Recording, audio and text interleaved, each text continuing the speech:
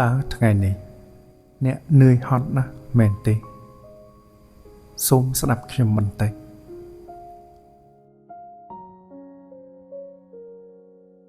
ឥឡូវនេះសូមដកដង្ហើមជាមួយខ្ញុំដកដង្ហើមចូលមួយវែង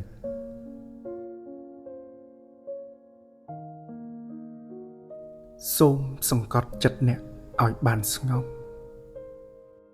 ហើយដកដង្ហើមចេញមួយវែង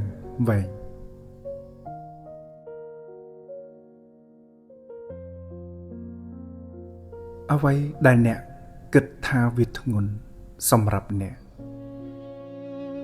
សូមអ្នកទុកវាមួយឡែកសិនចុះសូមអ្នកគេងឲ្យបានលងលក់និងមានសុបិនល្អ